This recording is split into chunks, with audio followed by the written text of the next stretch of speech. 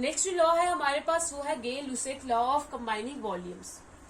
बाकी जितने भी लॉज थे वो डील कर रहे थे मासिस के साथ, वेट के साथ। ये जो लॉ है ये डील करता है वॉल्यूम के साथ। एक साइंटिस्ट था जिसका नाम था गे लुसेक।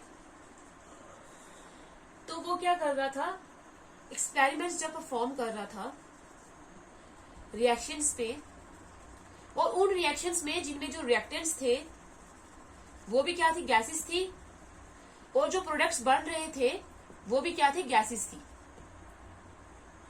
तो जब वो ये एक्सपेरिमेंट परफॉर्म कर रहा था तो उसने देखा कि जो गैसेस और ये जो रिएक्टेंट की गैसेस है, जो प्रोडक्ट की गैसेस है, इनकी जो वॉल्यूम है इसमें कुछ रेगुलरिटी एग्जिस्ट कर रही है। इनकी वॉल्यूम में क्या कुछ रेगुलरिटी एग्जिस्ट कर रही है। और 1808 में उसने इसके अकॉर्डिंग एक लॉ दे दिया, जिस लॉ को हम बोलते हैं के लुसेक लॉ ऑफ कंबाइनिंग वॉल्यूम्स। और ये जो लॉ है ये सिर्फ किसके लिए है, गैसेस के लिए, वॉल्यूम ऑफ गैसेस के लिए। इस लॉ की स्टेटमेंट है, it states that when gases react together or produce in a chemical reaction,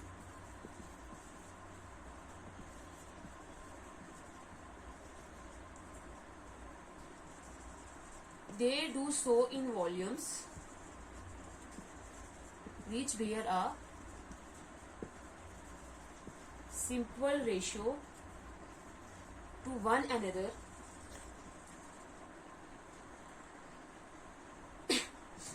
and to the volumes of the products.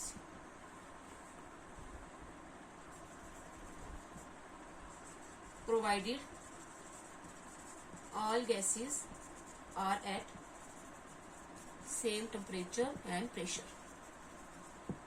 इस लॉ के अकॉर्डिंग क्या है, जब एक से ज्यादा गैसेस जो है वो आपस में रिएक्ट करेंगी और क्या होंगी, या तो प्रोड्यूस होंगी किसी भी केमिकल रिएक्शन में। जब गैसेस रिएक्ट करेंगी तो रिएक्ट करके वो प्रोडक्ट बनाएंगी, वो भी क्या होंगी, गैसेस होंगी।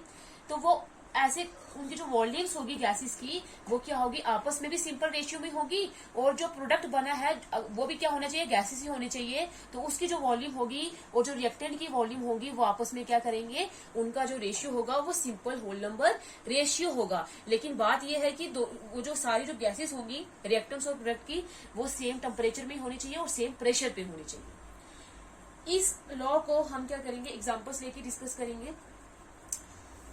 तो एग्जाम्पल लेते हैं,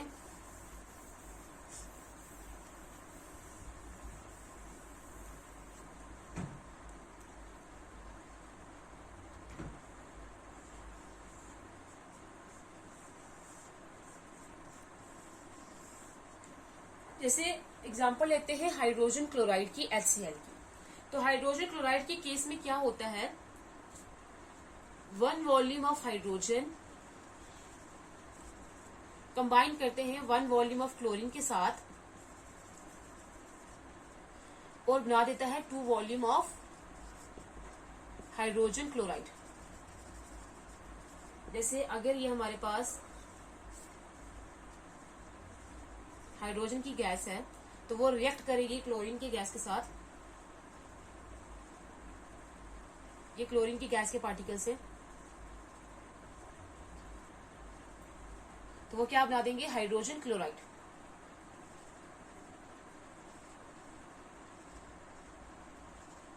ये एक हाइड्रोजन का, एक क्लोरीन का।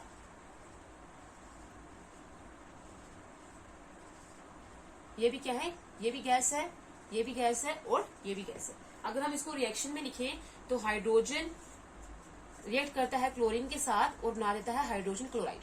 लेकिन रिएक्टेंट साइड में देखा जाए तो हाइड्रोजन कितने हैं, 2। तो लेकिन प्रोडक्ट साइड में एक ही है तो यहाँ पे हम लगा देंगे 2। और क्लोरीन भी 2 है तो ये हाइड्रोजन इसके साथ, ये 2 है, ये हाइड्रोजन के साथ भी होगा और क्लोरीन के साथ भी होगा। तो हमारे पास रिएक्शन होगी बैलेंस्ड। तो इसीलिए हम बोलते हैं कि 1 वॉल्यूम हाइड्रोजन की कंबाइन करती है 1 वॉल्यूम ऑफ क्लोरीन के साथ और क्या बना देते हैं, 2 volume of hydrogen chloride. According to this law इनकी जो वॉल्यूम है जिस रेशियो में कंबाइन कर रही है, जो या तो रिएक्टेंट्स की और जो प्रोडक्ट्स की, वो आपस में क्या होगी, क्या बियर करेंगे, सिंपल रेशियो में होगी। जैसे यहाँ पे 1 है तो 1 रेशियो, यहाँ पे क्लोरीन की वॉल्यूम भी 1 है तो ये रेशियो 1 आ जाएगा, और यहाँ पे हाइड्रोजन क्लोराइड की है 2 तो ये आ जाएगा 2। तो ये जो रेशियो है 1:1:2 है, ये ना तो किसी फ्रैक्शन में है ना किसी पॉइंट में आ रही है, ये सिंपल रेशियो में है। इनकी वॉल्यूम जो है वो सिंपल रेशियो में कंबाइन कर रही है और क्या बना रहे हैं, प्रोडक्ट बना रहे हैं। यही है क्या, गेल-लुसाक लॉ ऑफ कंबाइनिंग वॉल्यूम। जब कोई भी दो गैसेस आपस में रिएक्ट करेगी तो उनकी जो वॉल्यूम होगी वो आपस में भी सिंपल रेशियो में होगी, और जो प्रोडक्ट बनाएंगे उनकी वॉल्यूम के साथ भी सिंपल रेशियो में होगी। जैसे अगर हम सपोज करते हैं 100 ml जो है वो हाइड्रोजन कंबाइन कर रहा है 100 ml ऑफ क्लोरीन के साथ, और वो क्या बना देगा, 2 ml ऑफ हाइड्रोजन क्लोराइड। और जरूरी नहीं है कि यहाँ पे 1 वॉल्यूम और 1 वॉल्यूम है तो यहाँ पे 2 वॉल्यूम ही बनेगी। एक और एग्जांपल लेते हैं, जैसे वाटर की एग्जांपल लेते हैं। वाटर के केस में क्या होता है,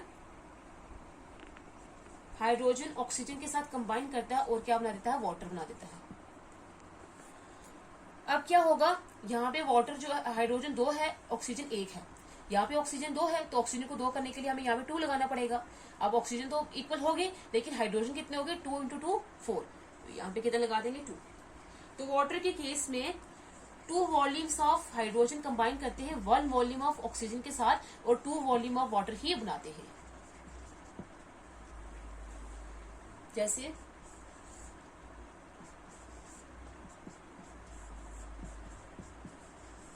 ये हो गया हाइड्रोजन,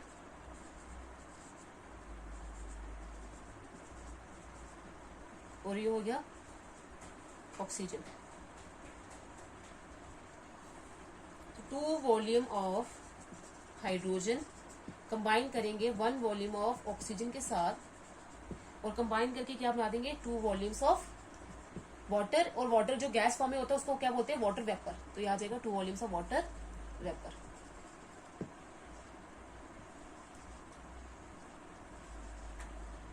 ये हो गया ऑक्सीजन, ये हो गया एक हाइड्रोजन, ये हो गया दूसरा हाइड्रोजन।